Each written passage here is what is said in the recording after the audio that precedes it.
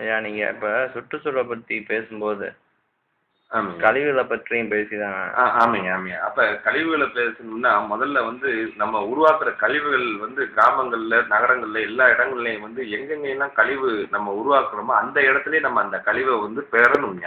அதாவது இப்ப மக்கள் பயன்படுத்துற வெளிய போற இடங்கள்ல நம்ம கழிப்பிட வசதிகளை ஏற்படுத்தணும். அந்த கழிப்பிட வசதி அந்த கழிவுகள்லாம் நம்ம ஒரு இடத்துல சேமிச்சு, அதன் மூலமா நம்ம பயோகேஸ் இந்த மாதிரி உற்பத்தி நிலையங்களை ஏற்படுத்திக்கணும். அதன் மூலமா இந்த மின்சாரம் தயாரித்து அந்த உள்ளாட்சி அமைப்புகளில் நம்ம பெற்றுக்கொள்ளணும்.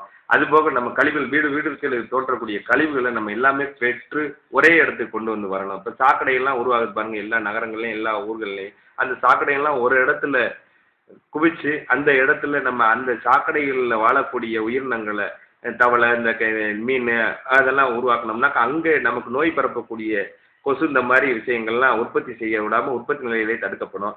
அந்த கழிவுகளையும் நம்ம இயற்கை முறையிலே சுத்திகரிக்கணும். அதில் அதிகமான அளவு கெமிக்கல் இருந்துச்சுனாக்கா அதை நம்ம எப்ளியன் ட்ரீட்மெண்ட் பண்ணணும். கெமிக்கல் இல்லாத சாக்கடையாக இருந்தால் நம்ம ட்ரைனேஜ் ட்ரீட்மெண்ட், சீவேஜ் ட்ரீட்மெண்ட் பண்ணி நம்ம அதை கழிவுகளை நம்ம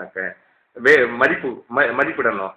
இது போக எல்லா கழிவுகளுமே இன்னைக்கு எல்லா நிர்வாகமே உள்ளாட்சி நிர்வாகத்தில் இருக்கக்கூடிய எல்லா அமைப்புகளுமே சரியா நீர்வழி பாதையிலே போய் சேர்த்துறது. அதை தடுத்து அதுக்குன்னு தனி அமைப்புகளை ஏற்படுத்தி அதுக்குன்ட்டு தனி மேம்படுத்தக்கூடிய விஷயங்களை நம்ம உருவாக்கணுங்க.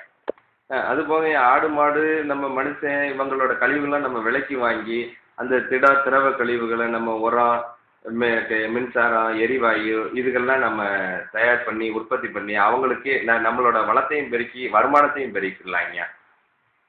இதன் மூலமா நம்ம மின்சார கட்டணத்தை பாதியாக கூட குறைச்சிக்கிறதுக்கு வாய்ப்பு இருக்குங்க. அந்தந்த உள்ளாட்சி அமைப்புகள்லேயே மின்சாரம், நம்ம எரிவாயுக்காக நம்ம வெளிநாட்டை நம்பி இருக்க வேண்டிய அவசியம் கிடையாதுங்க. நம்ம பயோஃபியூல்லேயே நம்ம போக்குவரத்தை கூட நம்ம அமைச்சுக்கலாங்க.